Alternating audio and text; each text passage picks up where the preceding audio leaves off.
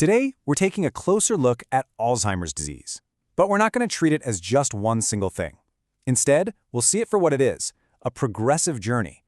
And understanding that journey is absolutely key to providing the right compassion and care. We've all been there, right? You can't find your keys, you forget someone's name for a second. But when does that kind of simple forgetfulness cross a line? When does it become something more concerning? This is probably one of the biggest questions people have, and it's really the perfect place to start to understand how a neurological disorder like Alzheimer's can begin so subtly.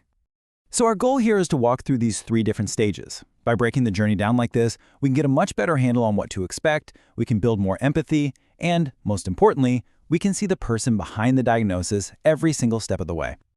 Okay, let's start with the early stage. This is where the signs can be really subtle. In fact, they're so easy to mistake for just a normal part of getting older. That's what makes a diagnosis at this point kind of tricky, but at the same time incredibly valuable for planning for the future. This right here is such a critical distinction. See, forgetting where you put your keys, that's a memory retrieval issue. It happens. But forgetting what your keys are for, that's a whole different ballgame. That's a change in your cognitive function, and it's that difference that is so crucial for spotting the early signs of the disease. So what does this actually look like day to day? Well, we're not talking about just one-off memory slips anymore. These lapses start to happen more and more often. You might also see someone struggling with tasks that need a bit of organization, like paying bills, and a kind of subtle pulling back, less initiative to start projects or join in on hobbies they used to love. Another big clue is something called anomia. You know that super frustrating, it's on the tip of my tongue feeling? Imagine that, but happening way more often. A person might just pause for a long time in a conversation, really struggling to find the right word, which can make talking feel slow and pretty tough. And this is just so important to remember. Even with these new struggles, a person in the early stage can often keep driving, working, and having a social life. This is where support and understanding from family and friends become absolutely essential tools for holding on to that independence for as long as possible. Now, as the disease moves forward, we enter what's called the middle stage. This part of the journey is often the longest, and it's where those subtle changes we talked about become much more obvious. The need for hands-on care and supervision really starts to grow. In this stage, memory loss is no longer subtle at all. A person might forget huge chunks of their own life story. They might not recognize their own children. That's a condition called agnosia, where the brain just can't identify familiar people or things.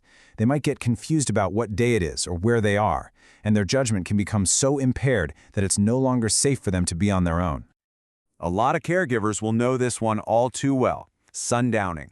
It's this phenomenon where as the sun goes down, a person's confusion, anxiety, and even agitation can just ramp up dramatically. It can be a really difficult and upsetting experience for everyone involved. These cognitive changes also bring on some big shifts in behavior. Their personality might seem to change, leading to new feelings of suspicion or anxiety.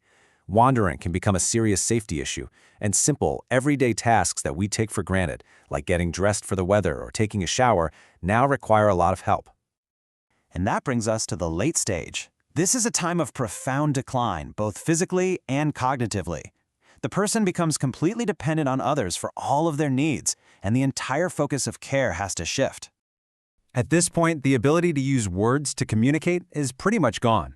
Physical abilities decline to the point where a person might not be able to walk or even sit up on their own, and swallowing could become difficult. They need round-the-clock care for everything and become very vulnerable to infections like pneumonia, which sadly is often a cause of death.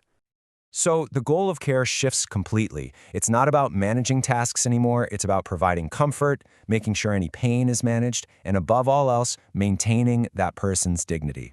And this can still be a time for connection, through touch or music or just the gentle sound of a familiar voice. Now that we've walked through these 3 stages, it's so important to realize that this is not some fixed roadmap. It's a deeply personal journey, and it really does unfold differently for every single person. Yeah, there's just no set timeline here. One person might spend years in the middle stage, while someone else might move through it much more quickly.